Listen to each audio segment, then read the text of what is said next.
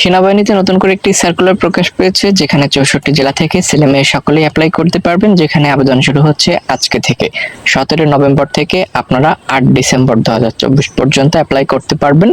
এখানে কিভাবে অ্যাপ্লাই করতে হবে, কতজন লোক নিয়োগ করা হবে, শিক্ষাগত যোগ্যতা, আবেদন প্রসেস থেকে শুরু করে সকল বিষয় বিস্তারিতভাবে আজকের ভিডিওতে আমরা আপনাদেরকে দেখানোর চেষ্টা করব। ভিডিওটি সকলের জন্য খুবই গুরুত্বপূর্ণ, চেষ্টা করবেন প্রথম থেকে শেষ পর্যন্ত দেখার জন্য। তো প্রথমত আমরা যে বিষয়ে আলোচনা করব, এখানে কিভাবে আবেদন করবেন, কবে থেকে আবেদন শুরু হচ্ছে। দেখতে পাচ্ছেন এই বিজ্ঞপ্তি অধীনে আগ্রহী প্রার্থীগণকে অনলাইনে আবেদন করতে হবে। সে লক্ষ্যে এখানে একটা ওয়েবসাইট দেখতে পাচ্ছেন, ওয়েবসাইটে লগইন করে একটি লিংক পাওয়া যাবে। ওই লিংকে প্রবেশ করে সংশ্লিষ্ট নির্দেশনা মোতাবেক অনলাইনে আবেদনপত্র পূরণ করতে হবে।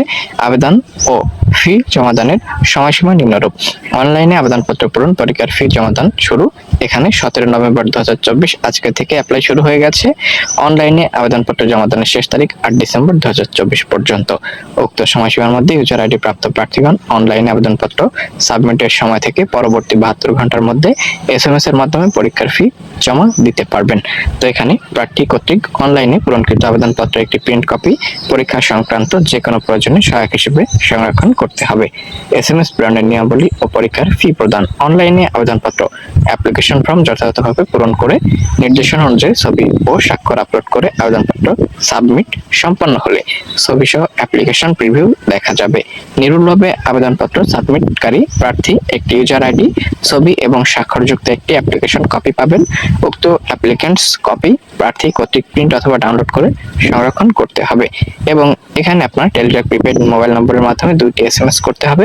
SMS এর মাধ্যমে আপনাকে প্রদান করতে হবে 558 টাকা সার্ভিস চার্জ সহ। ঠিক আছে, এখানে কিভাবে SMS করবেন সকল বিস্তারিত তথ্য রয়েছে। প্রবেশপত্র প্রাপ্তির বিষয় এখানে একটা ওয়েবসাইট দেখতে পাচ্ছেন। এই ওয়েবসাইটে এবং প্রার্থীর মোবাইল ফোনে SMS এর মাধ্যমে শুধু যোগ্য প্রার্থীদেরকে যথাসময়ে অবশ্যই জানিয়ে দেওয়া হবে। তো এখানে বিস্তারিত সকল তথ্য রয়েছে। প্রার্থীর যোগ্যতা যাচাই, এখানে কি কি প্রয়োজনীয় কাগজপত্রের প্রয়োজন পড়বে এটিও জানা খুবই গুরুত্বপূর্ণ। আমরা একটু এক নজরে আপনাদেরকে দেখানোর চেষ্টা করব। প্রার্থীর সকল শিক্ষাগত যোগ্যতার সনদপত্র, প্রযোজ্য ক্ষেত্রে অভিজ্ঞতা সনদপত্র সহ জেলার স্থায়ী বাসিন্দার প্রমাণক হিসেবে ইউনিয়ন পরিষদের চেয়ারম্যান অথবা পৌরসভার মেয়র অথবা সিটি কর্পোরেশন ওয়ার্ড কাউন্সিলর কর্তৃক প্রদত্ত চারিত্রিক সনদপত্র। এখানে মুক্তিযোদ্ধা অথবা শহীদ মুক্তিযোদ্ধা অর্থাৎ কোনো কোটা থাকলে তার আপনাকে প্রমাণপত্র নিতে হবে। আবেদনকারী সংক্রান্ত সকল বিস্তারিত তথ্য এখানে রয়েছে। জাতীয় পরিচয়পত্রের সত্যায়িত কপি, অনলাইনে পূরণকৃত আবেদনপত্রের কপি অর্থাৎ যেটি অ্যাপ্লিক্যান্টস কপি, এটি অবশ্যই আপনাকে সঙ্গে করে নিয়ে যেতে হবে। তো এখানে সংক্রান্ত সকল বিস্তারিত তথ্য রয়েছে। আমরা চলে যাব এখন মূল সার্কুলারে, যেটি খুবই গুরুত্বপূর্ণ।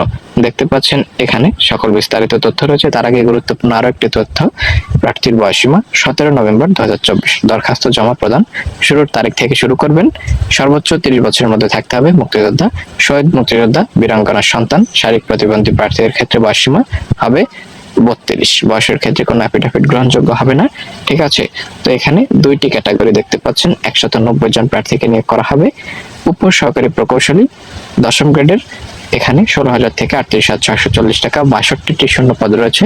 শিক্ষাগত যোগ্যতা কোনো স্বীকৃত প্রতিষ্ঠান হতে 4 বছর মেয়াদী ইলেকট্রিক্যাল বা ইলেকট্রনিক্স বা মেকানিক্যাল বা পাওয়ার ইঞ্জিনিয়ারিং বিষয়ে ডিপ্লোমা। প্রথম ক্যাটাগরি উপসহকারী প্রকৌশলী 10ম গ্রেড 16,000 থেকে 38,640 টাকা। 128টি শূন্য পদ কোনো স্বীকৃত প্রতিষ্ঠান হতে 4 বছর মেয়াদী সিভিল ইঞ্জিনিয়ারিং বিষয়ে ডিপ্লোমা। এখানে দেখতে পাচ্ছেন আপনারা সেনা সদর ENCর শাখা, পূর্ত পরিদপ্তর, ঢাকা সেনানিবাস, প্রতিরক্ষা মন্ত্রণালয়ের আওতাধীন মিলিটারি ইঞ্জিনিয়ার সার্ভিসেস এ নিম্ন বর্ণিত স্থায়ী শূন্য পদসমূহ জাতীয় বেতন স্কেল 2015 অনুযায়ী নিয়োগের নিমিত্তে বাংলাদেশের যোগ্য নাগরিক নিকট থেকে দরখাস্ত আহ্বান করা যাচ্ছে। ঠিক আছে, এখানে 64 জেলা থেকে আপনারা সকলে অ্যাপ্লাই করতে পারবেন। এই ছিল মূলত ভিডিও। যে কোনো মতামত অবশ্যই কমেন্ট বক্সে কমেন্ট করে জানাবেন।